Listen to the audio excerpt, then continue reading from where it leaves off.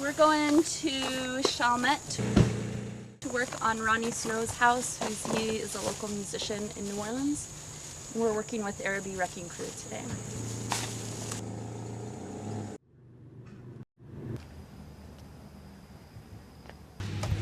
Ronnie, the guy whose house this is, him and his wife Iris, Ronnie is a guitar player, and in the back he had a shop where he was making guitars. He plays 6 gigs a week. He used to only play a couple for fun, but now he has to play 6 nights a week because he lost his home and his wife's cleaning houses, whereas they're like set to retire.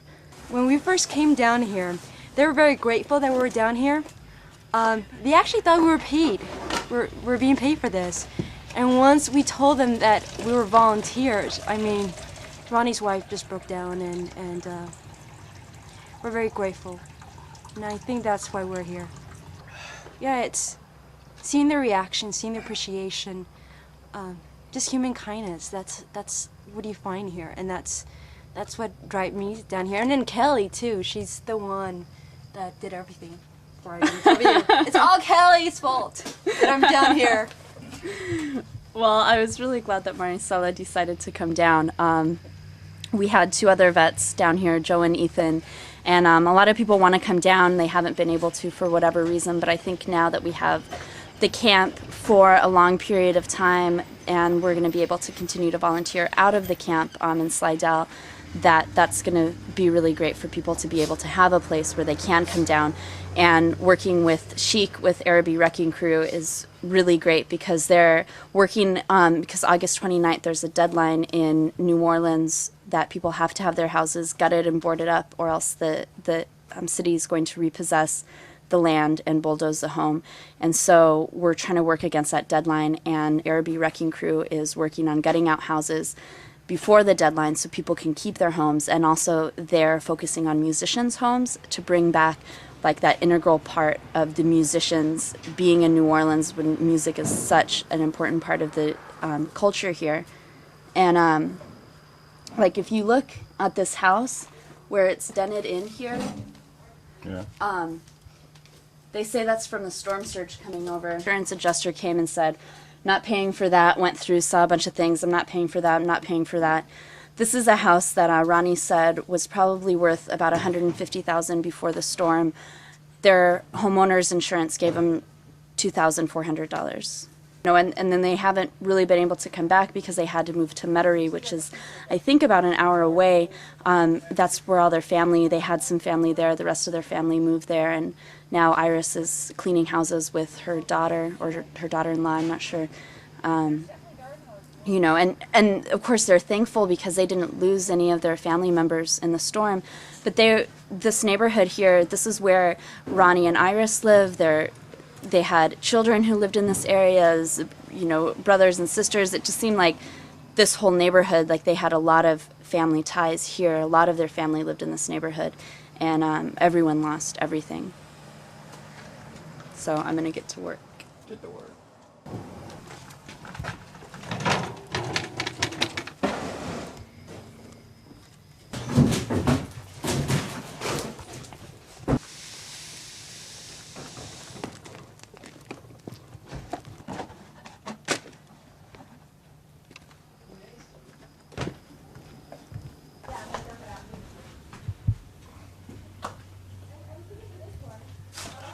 Yeah, the spores are in here pretty big time. Yeah. They waited too long to come back, you know. Yeah. They kept people out for so long.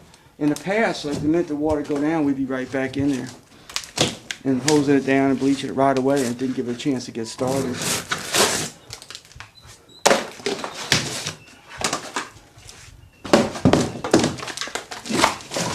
There you go.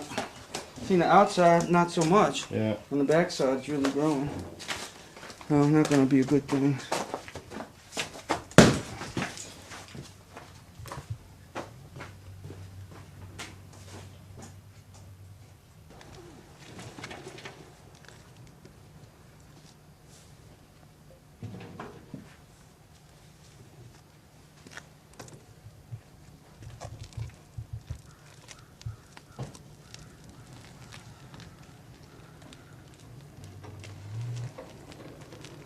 Think about lunch, we get it early before the crowd from the way. Yeah, we in the house working.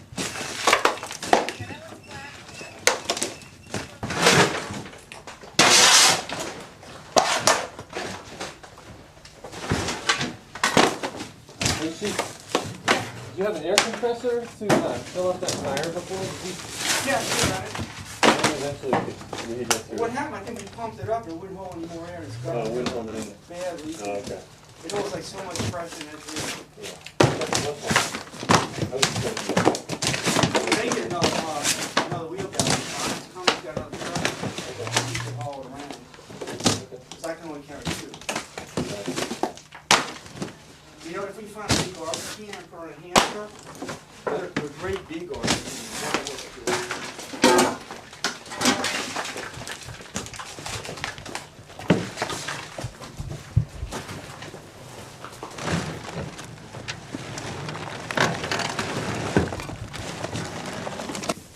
You see this pile right here? Yeah. This is what we salvaged. This is things that might be savable.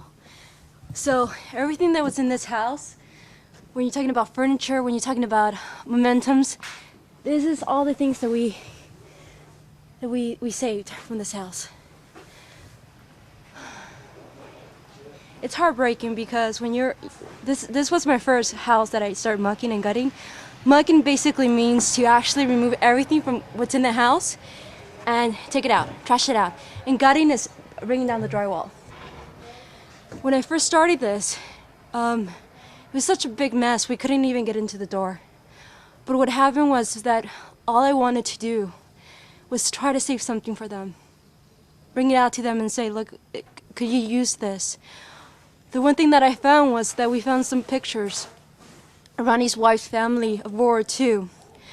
They have vets in their families, and she was in tears when we found that for her. Luckily, she had it in a plastic bag, and it was above the closet. And there was a picture of her grandfather. That's what we're here for. You know, human kindness is something that you can't find. And in Katrina, I think that's one of the things that we found was that even after the destruction, was that there is human kindness, and the people are doing such a great thing, and that's why I'm here, and that's why IVAW is here, because we want to make sure that we're helping them out, and that's how we help ourselves out. So this is what they found. This is what we have for them.